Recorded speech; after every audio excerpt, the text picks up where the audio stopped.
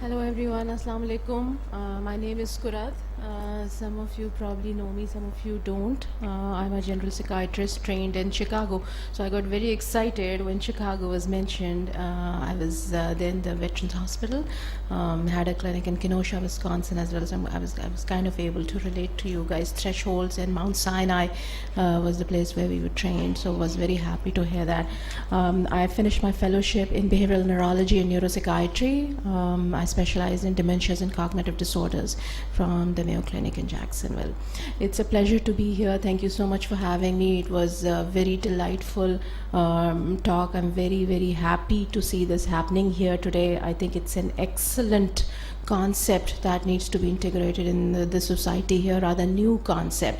So just to give you a little bit of the core and concept, and of course the theme is the same.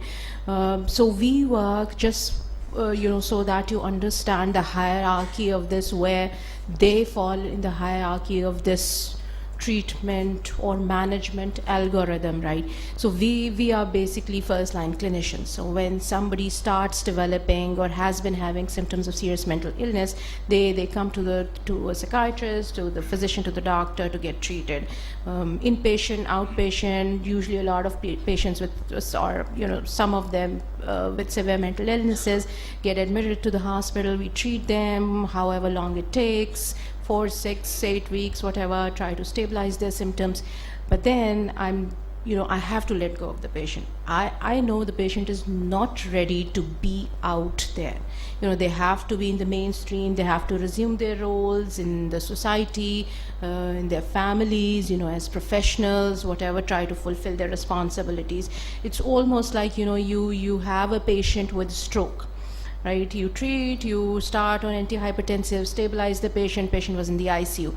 But now I cannot really let this patient go home without proper rehab facilities set up, rehab services set up. I know there's a lot of potential. He's going to regain his strength. He's not able to move his right side, but I know that may happen down the line in 6 months. But somebody needs to work with this person to help them rehabilitate, recover. So this is what the rehabilitation facilities or recovery services mean. I know my patient, who I'm treating for schizophrenia or bipolar illness, may be in partial remission, right? Some of your symptoms are better, some are don't. A big challenge when you treat with psychiatric illnesses is a lot of people don't have insight, meaning they don't think they have this disability, they don't have this illness, and that's a really big challenge. And we need to bring them to a point where they say, yes, I have this, I embrace it, I want to fight it, and I want to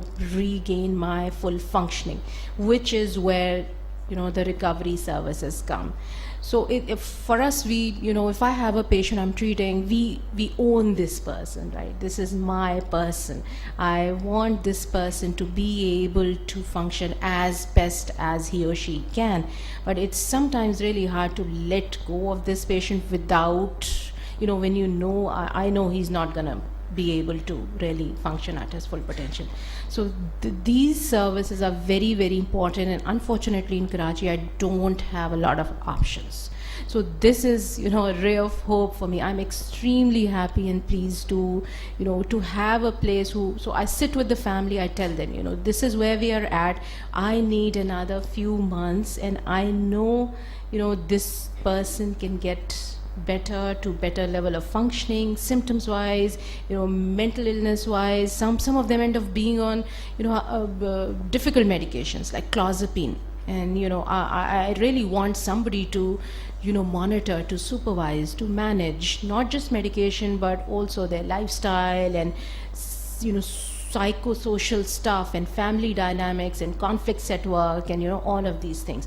And I know I can't do it. I'm an acute psychiatry person. So then I sit with them, I tell them what rehabilitation psychiatry means, community psychiatry means, and then I talk to the recovery house team, and they're really excellent. There may be some other services out there, but then I need to make sure I'm sending my patient, my person, to a place who I can confide in. They have a very, very, very excellent team, competent people, very well trained psychiatrist, Dr. Uzma. I have known her for a while now. I really think Nazila and all these people are doing a wonderful job with some of my patients. So now I have a fall back plan. I really feel this is very, very fortunate to have this team on board to work with me, and many other clinicians as well, also playing their role in academics and training and research aspect of it. So that is also something that clinicians really appreciate.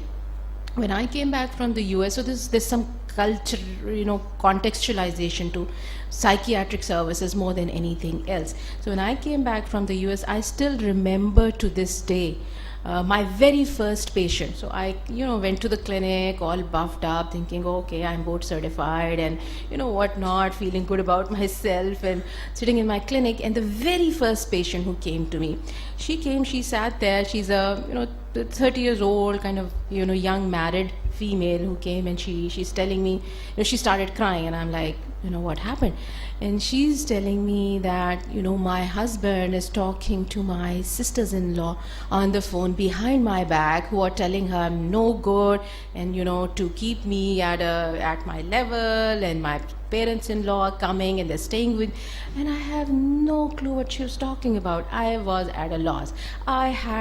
I really didn't know what to do, what to say, or what was it that I was here, why is it a problem, what is up with the sisters-in-law.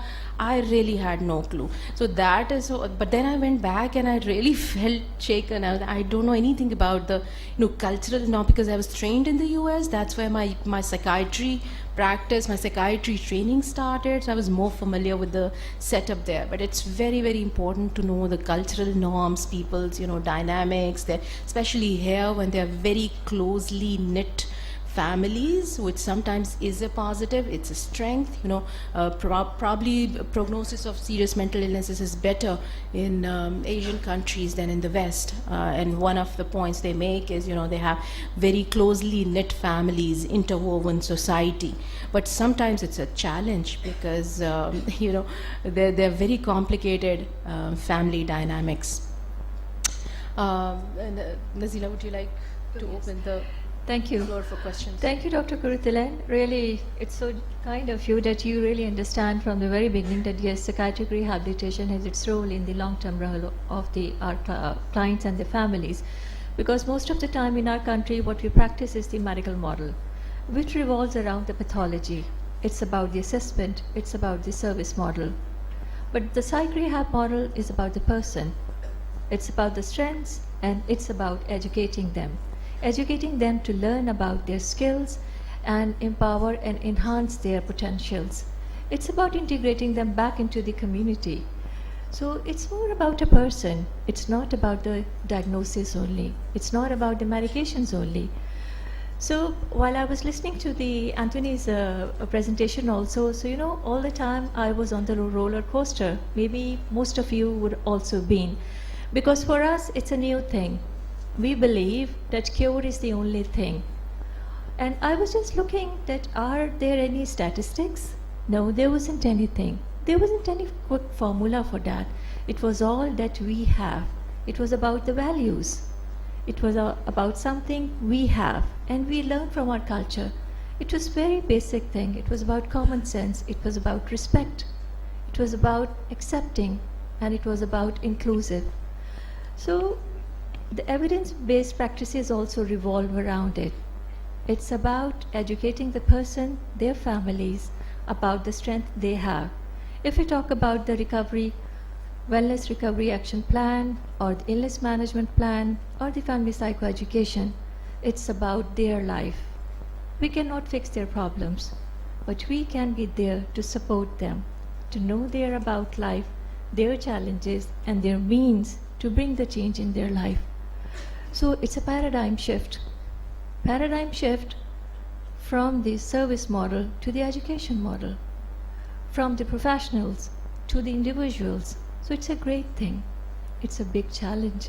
So I would really like to know more from Anthony, because in our country, we really believe that professionals can really take care of our problems. So if all of a sudden you tell us that you can really take care of charge of your life, so it's really very threatening for us. It's very challenging. So would you really please elaborate something about the paradigm shift? Yeah, the paradigm shift from professional to peer. client center. Yeah, it is partly an accident of history, I think, in psychiatric rehabilitation, but I think an accident that worked out really well. You know, psychiatric rehabilitation began as a non-medical field, and in some ways it was a reaction to what had sometimes been abuse in hospital systems and in psychiatry that resulted in the 1940s, 50s, and 60s from not really listening to people or respecting them well. And so you had people who were saying, I think we can do better. So the people who were doing that tended not to be medical people. So it grew up as a non-medical intervention. And so I think we had the advantage of growing it out of a non-medical paradigm. And that made it easier to do the transition to how do you include family members and how do you include consumers as peers for supporters and as educators. But what we discovered as we did that is that, you know, wow, that worked really well. You know, at every turn when we said maybe it's not going to be possible for peers or for consumers or for non-medical staff to do this next thing, they end up being able to do it. In the United States, like in most countries, we don't have nearly enough medical money to go around, not nearly enough money to spend on medical services. And so there's a lot of work going on right now about how do you help less expensive, and that means less well-trained staff, to do more sophisticated things in less expensive settings. So there's a lot of experimentation going on right now about using paraprofessionals in very different kinds of settings to do things that we used to do only in more expensive kinds of settings like hospitals or outpatient clinics, and only done by licensed, trained clinical people. And it's not that we figured it all out, but I think we've made a lot of progress with that, and there's a lot of collateral benefit to it. Thank you. I think we can open the floor to questions. Well, we have considered the basic things about the upper class people, but seeing the lower class people is difficult to figure it out. It is very hard to put them something in their mind, which is very difficult to even just to talk to them. Because there are people who do not even know what is the basic psychiatry, is and what we are catering to. Basically, we cannot even cater them because it's too hard to even get to their minds that what is causing their problem is.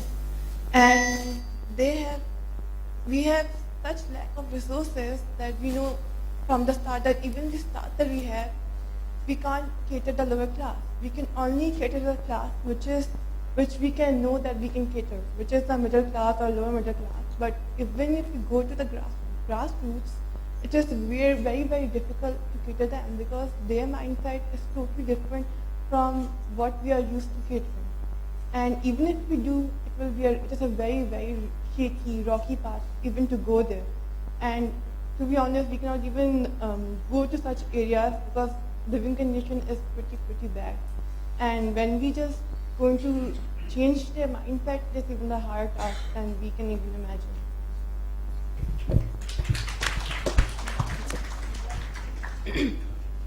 Yes, very good question. Thank you for asking it. I think you made a very, very good point.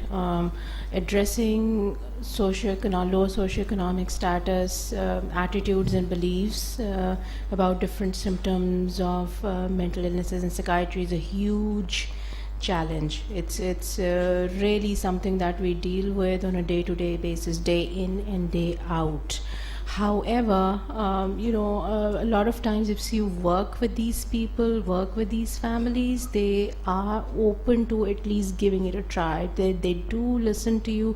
If they see things improving, sometimes they are ready to engage. And that is why, cultural psychiatry is extremely important to, be able to do it from within, not try to impose your attitudes and your knowledge on these people. We have to really work from within. We have to work with their cultural beliefs, their attitudes, their norms. And some of you who know me, I do a lot of research and work with jinn possession and mental illnesses in psychiatry. I've done a lot of talks. I'm trying to bring it to the public campaign media level. We did put in a grant with the Bill and Melinda Gates Foundation just for addressing jinn possession and other cultural related beliefs and manifestations of mental illnesses as culturally sanctioned, culturally acceptable presentations. I'm hearing voices, okay, I'm possessed, this is a jinn talking to me. But this is extremely common. But we work with the families, we treat, we address their beliefs. I don't challenge them. I sit with them, I tell them how these things can present such in a similar fashion, how and why these symptoms present like this, and they're kind of sometimes they're ready to at least listen to you. So I had this patient who had come to us after being treated for 3, 4, 5 years and spending hundreds and thousands of rupees on just getting herself treated for jinn possession. They had been to different peers and whatnot. I don't challenge them. I don't tell them you stop doing it. People come to the inpatient units, wards, and to their relatives and with the kali murgi and taweez and whatnot. I don't tell them to stop doing it, but I tell them they may go together. They don't have to be they don't have to challenge each other. So you work with the patient's beliefs and attitudes, and maybe that's the way to go about it, and you kind of start penetrating. Thank you, Dr. Kurutan. I I'm would really glad like that to- Dr. Usma is here. Like to And- make a comment. Yes, sure. Okay. So, in order to address your question, I've been working with lower income groups for a very long time, almost 20 years now. So I have seen what they face, and the problem, what I have learned is the problem with lower income groups is that they lack awareness. There is less of an issue of stigma. You would be surprised. It is the middle class and the upper classes who are more concerned about stigma. What will other people say? With the lower income groups, yes, they go to spiritual healers and all sorts of other treatment before they get to us. But once they get to us and we tell them this is an illness and it can be treated, and they start the treatment, they actually become believers. And they bring other patients, their neighbors, people they meet on the bus, relatives. So they start to spread more awareness. They kind of, take the message away. So, I have found that is a big resource. We have I also sit at a free mental health clinic. And we get, we have like groups coming from Liari, we have groups coming from Balochistan, interior Sindh, we have people, the Afghan refugees at Sorab Gort. There's like, they just get in a van and a whole bunch of patients come, and, more and more and more patients every time. So I think that we underestimate lower income groups. People can be very intelligent even if they are uneducated. Education is a question of opportunity. Intelligence is something that you have. And I deal with a lot of people who are very intelligent, and I feel that if only they had had the opportunity, they might have gone a long way. But if I educate them, they get it. I teach mothers about ADHD, attention deficit hyperactivity disorder. They get it. I teach them about schizophrenia, they get it. I teach them about bipolar disorder, the families, they get it. They ask questions. They are very compliant with medications, more so than many other people who we consider are well educated and well informed. So, I mean, I think there is a lot of hope for at least that group of people. But yes, they need more services because there are very few services accessible and affordable for that group of people. But in terms of awareness, we need to do a lot more, yes, but it's not a hopeless situation.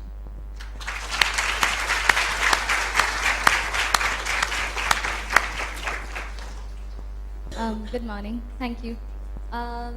We have actually seen that in Pakistan or elsewhere in the developing countries, the socioeconomic status is quite low. But together with that, we also have to face the stigma, as the colleagues also mentioned. But if a family who is not able to afford the basic needs of their family, and somehow their children or somehow their parents have actually been diagnosed or considered to be a mentally ill patient, comes to get the services, but that family is going to somehow go with the stigma, and they try to come to the psychiatrist, psychologist. But what about the fees that the psychologist, that the psychiatrists charge? Because that's too high enough for such a low-class family to afford to. Plus, the treatment that they give, the medications and the counseling sessions are too often enough, and they have to come very often to see the psychiatrist, the psychologist. So how would you see that? How would they be able to afford such sessions? And as a psychiatrist, how do you see what's the solution for this? Because then the families and the people who do not are unable to fulfill their basic needs will actually come for such treatments.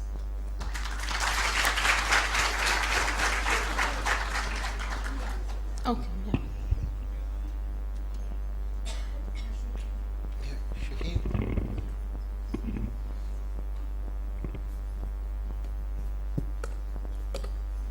I agree with you. That is a major problem. Okay, I can only speak about how we are trying to address that problem at the Recovery House. And it is by having a graduated program of payments. We are a non-profit organization. We intend to stay a non-profit for the reasons that you mentioned. People that can afford to pay should and must pay full fee. I can afford to pay. I pay for my family members. Anybody that walks in through the doors of the Recovery House is never refused services because of a lack of funds. Our first determination is, are we the right people for that person? Can we provide the right service or not? That is the criteria. Second is, what is it that they are able to pay? Maybe they can pay 50%, maybe 30, maybe 20. We accept it. If they're able to raise funds elsewhere, we ask them to do that. If they're not, we go out and raise that fund. The fee still has to be paid. Somebody has to pay that fee so the operations continue and staff, overheads and staff salaries have to be met. But the onus is not left to them. They're already burdened with the illness part of it. We go out to donors and we ask for them, and they will say, okay, would you support this particular client with 30, 40, 50%, whatever is the missing factor.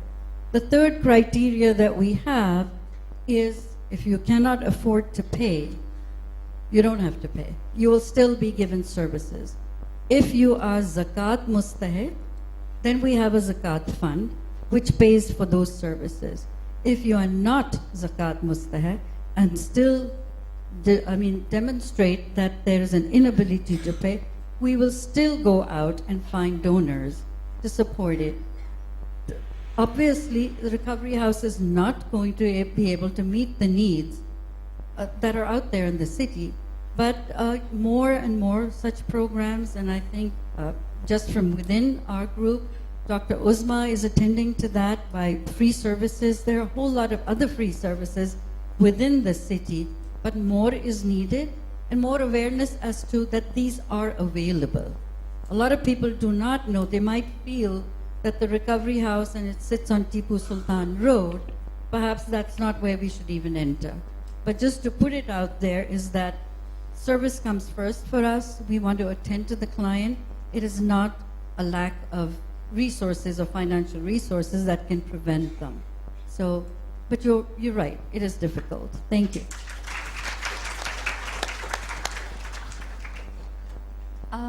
I have a question. Actually, there are two questions. One point is, as healthcare providers, or like particularly in my case, I'm a student nurse. So we have witnessed a lot of cases where the patient is having some mental illness or challenge, or a case of harassment, for example. So when we would report about this, the committee that would be concerned is more concerned about the act of harassment more than anything else.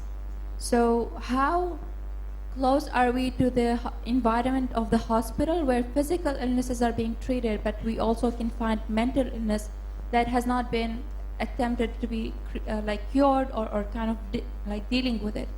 So I believe there are many patients in the hospital that they come for a physical illness, they get the treatment, but again, their mental illness is left behind.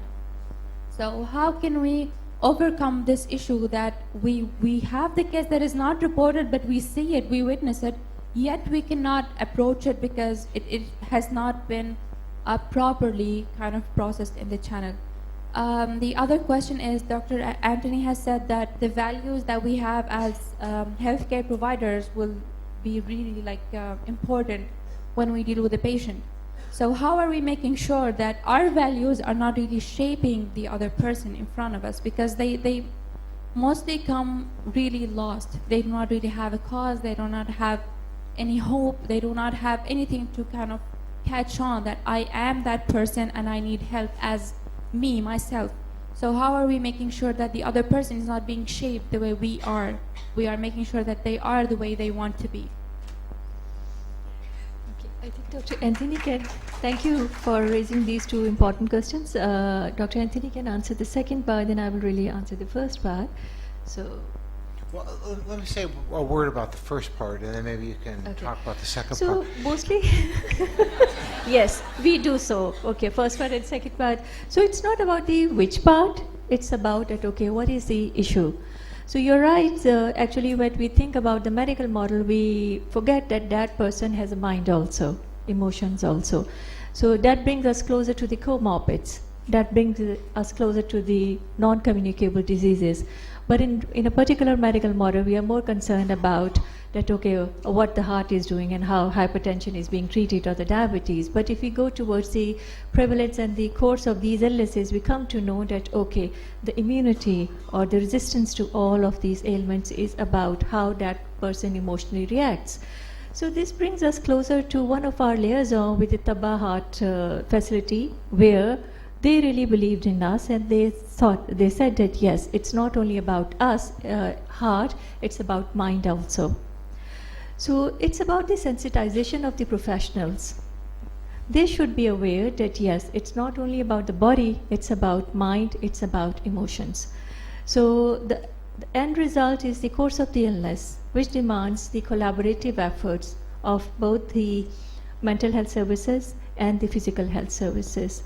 So how we really can implement these values, so now Dr. Anthony can really join us.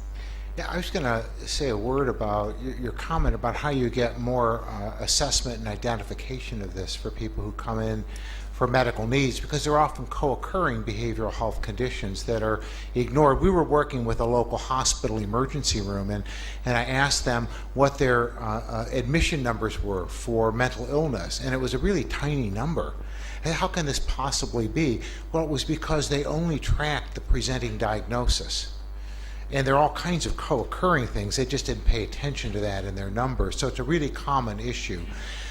In the States, at least, there are a couple of things that have helped with that.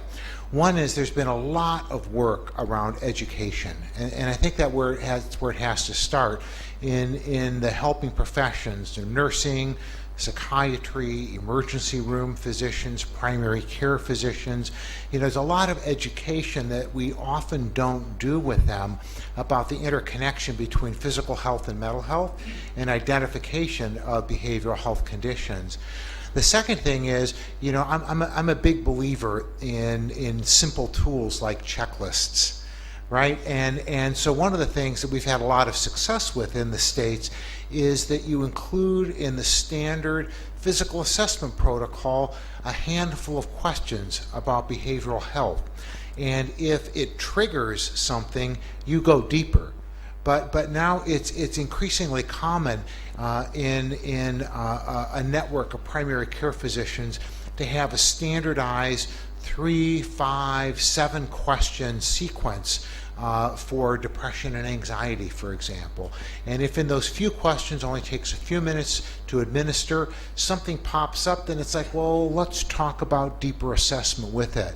So I think there's training, and I think that there are tools that we need to embed in day-to-day practice, and that just takes time to do. In the States, we've had a lot of experience with trying to do simple things like getting physicians to wash hands between every single contact with a patient. And it's not that people are unwilling, but you forget, and you're moving really fast. And so how do you build systems and structures that help everybody to remember the things that we know they want to be doing? It's not just about good intention, it's about good, simple checklists and structures that support it. And getting those to be used, getting practice to change over a period of time, just takes time.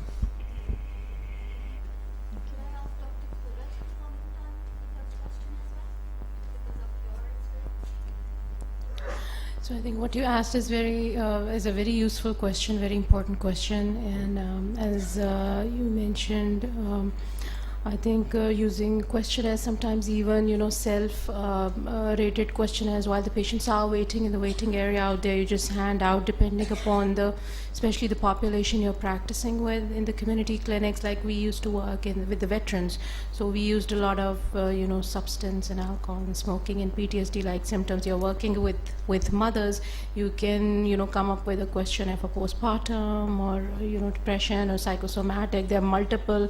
At least a few validated and translated questionnaires in Urdu about psychiatric conditions, and you can probably use those as well.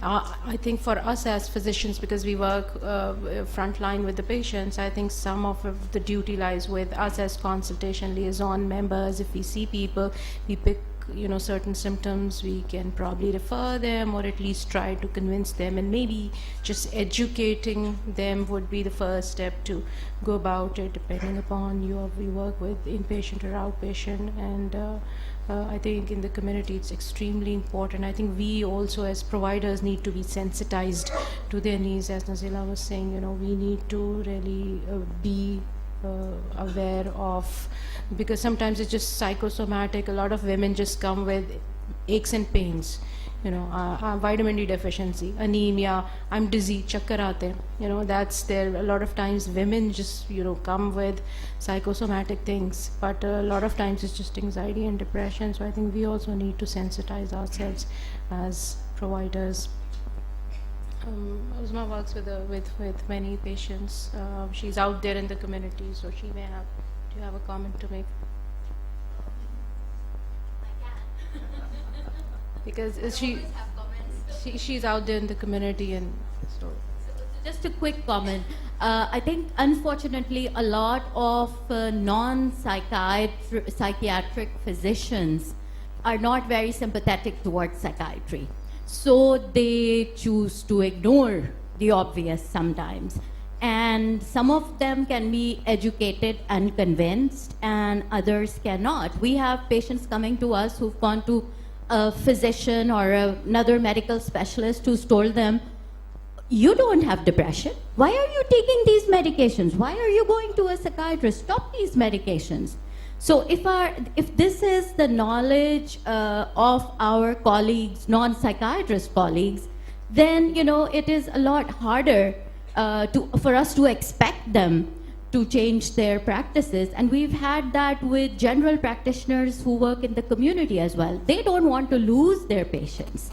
So if they're treating someone with IV solutions every week or injections and, you know, charging them lots of money, treating them for weakness or giving them sleeping pills, they don't want to send them to a psychiatrist.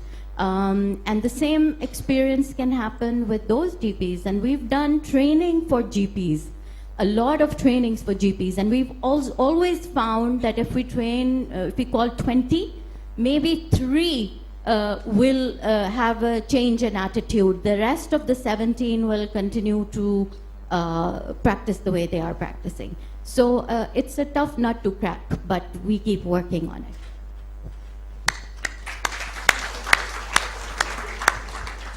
I think we will take only one more question now, then, because we have to go for the break.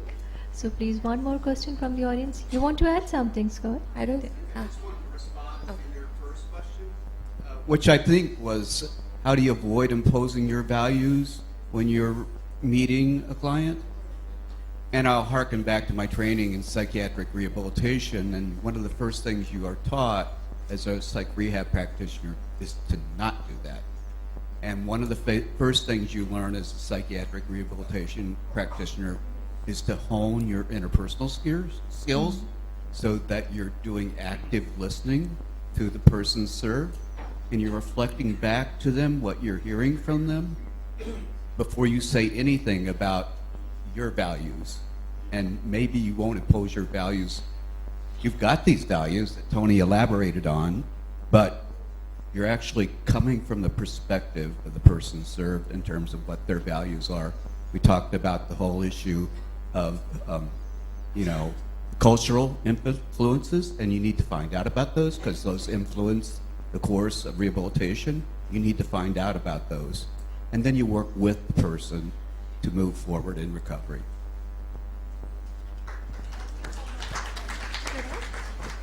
Hello. Oh, sorry, I had a question. Sorry. This is so important that I cannot help myself. Yep. The imposition of values. Very good question. In our society, where does the imposition of values start? At home. Our parents, our siblings constantly are imposing their values on us. You cannot be an accountant, you need to be an engineer. You cannot go to arts, you need to be a doctor. And this starts from the age of probably 5 or 6. And you can't marry this girl, you have to marry that girl. And that might also... So, the whole process of imposition of values is inbuilt into a culture, right? So we've got to recognize this. Now, when it comes to a professional, the professional is also from the same community. And they may want to take revenge and sort of say, now I will impose my values on this helpless person who's come to consult me. Sorry?